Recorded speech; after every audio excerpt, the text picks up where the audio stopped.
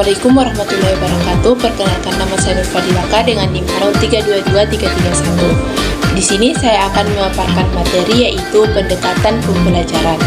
Nah, pendekatan pembelajaran ini dapat diartikan sebagai titik tolak atau sudut pandang kita terhadap proses pembelajaran yang merujuk pada pandangan tentang terdirinya suatu proses yang bersifat masa sangat umum.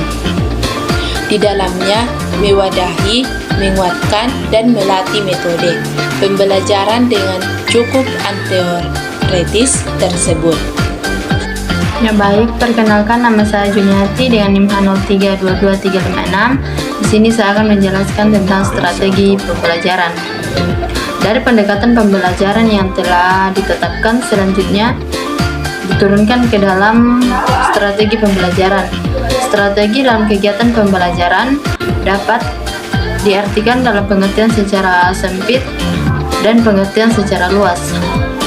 Dalam pengertian sempit bahwa istilah strategi itu sama dengan pengertian metode, yaitu sama-sama merupakan cara dalam rangka pencapaian tujuan. Dalam pengertian luas, sebagaimana dikemukakan Lewin dan Logan Abin Syamsuddin Makmum 2003, mengemukakan 4 unsur strategi dari setiap usaha, yaitu 1. Mengidentifikasi dan menetapkan spesifikasi dan kualifikasi hasil atau output dan sarana atau target yang harus dicapai dengan mempertimbangkan aspirasi dan selera masyarakat yang memerlukannya. Yang kedua, mempertimbangkan dan memilih jalan pendekatan utama atau basic way yang paling efektif untuk mencapai sasaran. Yang ketiga, mempertimbangkan dan menetapkan langkah-langkah atau steps yang akan ditempuh sejak titik awal sampai dengan sasaran. Yang keempat, mempertimbangkan dan menetapkan tolak ukur atau kriteria dan patokan ukuran atau standar untuk mengukur dan menilai taraf keberhasilan atau achievement atau usaha. Terima kasih. Perkenalkan, nama saya Amrelia, NIM 032239, kelas pendidikan PID dari kelompok 3. Di sini menjelaskan tentang metode pembelajaran.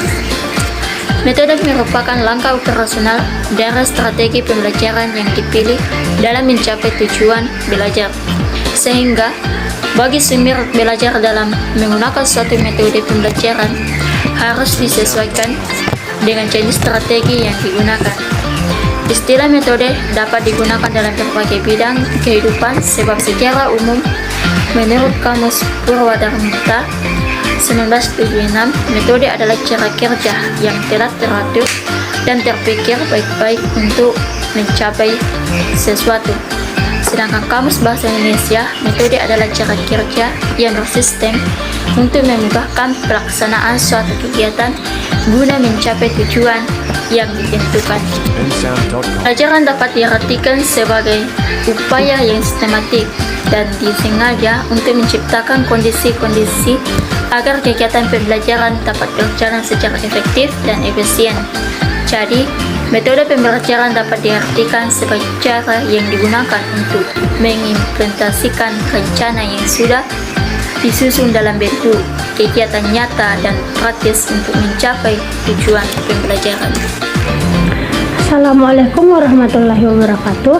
Baik, saya akan melanjutkan paparan materi kelompok kami, yaitu teknik pembelajaran.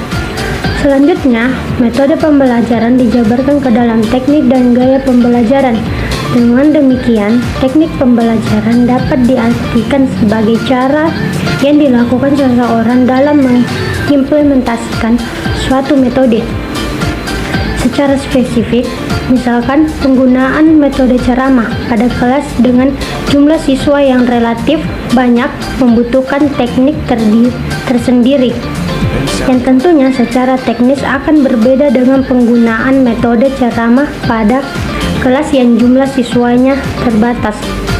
Demikian pula dengan penggunaan metode diskusi. Perlu digunakan teknik yang berbeda pada kelas yang siswanya tergolong aktif dengan kelas yang siswanya tergolong pasif. Dalam hal ini, guru pun dapat berganti-ganti teknik meskipun dalam koridor metode yang sama.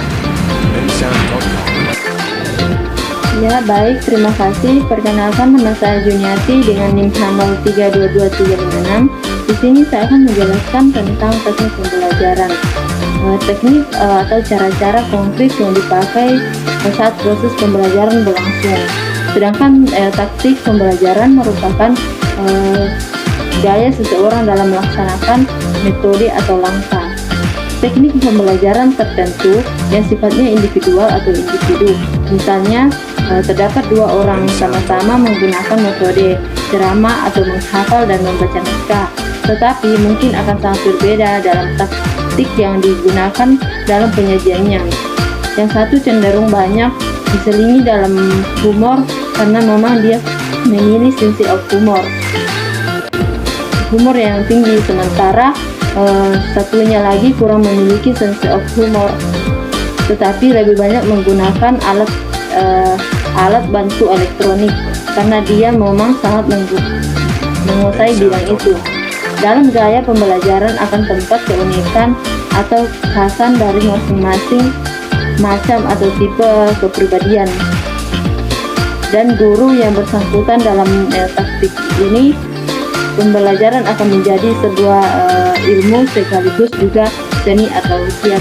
Terima kasih.